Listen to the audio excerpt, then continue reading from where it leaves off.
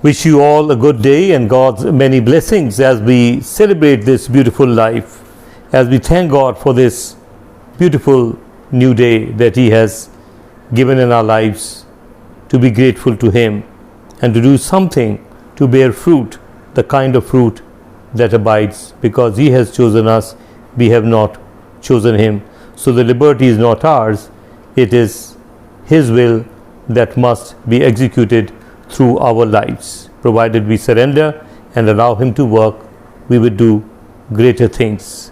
Aim high, achieve high. Well, friends, one of the things I often wonder, and I'm sure many people do wonder, why this man does what he does. And the answer is because he does whatever he does, he is whatever he is today. Better to work, better to do something than to sit idle, because an empty mind is a devil's workshop. So I don't promise quality, I only serve you quantity. Something each day, something new, something refreshing that I feel according to my IQ, my level, I can serve. You like it? Please read, please go through it, or else delete it. I will not be hurt. But what I will be satisfied with is that I did something today new for God. And that is what I urge you also to undertake, a mission where every day, as the day is new, so must our activities and actions be new. Because Jesus came that we may have a new life, that this relationship with God, or rather relationship with God and humanity, be renewed and refreshed. So may God bless us and urge all of us to keep doing something good, not destructive, something constructive, something that may prove to be an intellectual property that would last for people, for generations to come. Let them go through, get inspired, get some insight and add to it. God bless us. Amen. आप सबको आज का दिन मुबारक हो, शुभ दिन हो, परमेश्वर आपको आशीष दे। ये एक भेंट के रूप में हमको मिला है और ये हम परमेश्वर के कर्जदार हैं। प्रतिदिन नया दिन दिखाता है और उसकी उम्मीद है कि मैं और आप भी ऐसा फल लाएं जो कि टिका रहे, क्योंकि हमने उसे नहीं चुना, उसने हमें चुना है।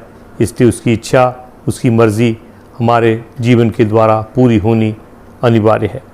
और ये तब होगा जब उसके आगे आत्मसमर्पण करेंगे, उसकी आत्मा को अपने जीवन के द्वारा कार्यशील होने के लिए हम परमिशन देंगे, उसको अलाउ करेंगे और हम देखेंगे कि हम वो नहीं रहे जो हम वास्तव में हैं।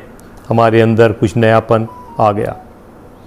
आखिरकार लोग और मैं भी कभी कभी रुक कर के सोचते हैं कि आखिरकार जो कुछ मैं कर रहा हूँ क्यों कर रहा हूँ, और जवाब ये है कि क्योंकि मैं वो कर रहा हूँ जो शायद दूसरे नहीं करते, तो आज मैं वो हूँ जो शायद दूसरे नहीं हैं। मैं घमंड अहंकार की बात नहीं कर रहा, मैं वैरायटी की बात कर रहा हूँ।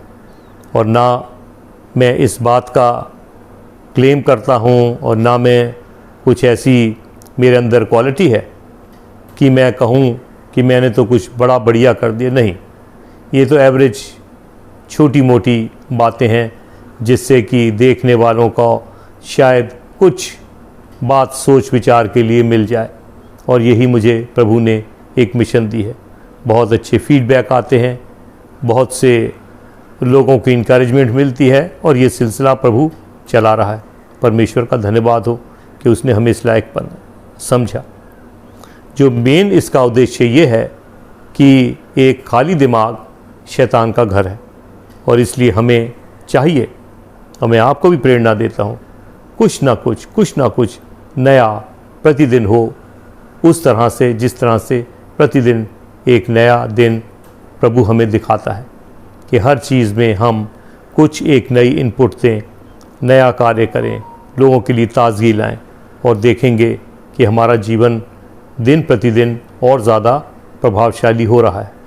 लेकिन इसके विपरीत और भी एक हमारे पास चॉइस है, और वो ये है कि हम सोते रहें, आराम तलबी करें, लापरवाही की ज़िंदगी जिएं, अनुशासित ना हो, तो हमारा जीवन शायद आज जो प्रभु बनाना चाहता है, प्रभु भी शायद अपने हाथ खड़े करेगा कि ये व्यक्ति तो तस से मस नहीं होता। लेकिन यदि हम आत्मसमर्पण करेंगे, उसके हाथों में जीवन दे देंगे, तो हम देखेंगे उसकी पवित्र आत्मा हमें वो बना देगी जो शायद हमारा ओरिजिनल वर्जन नहीं है।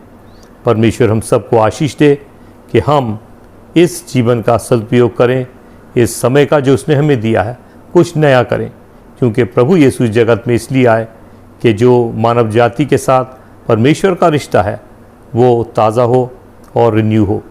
परमेश्वर हम सबको आशीष दे। आमीन।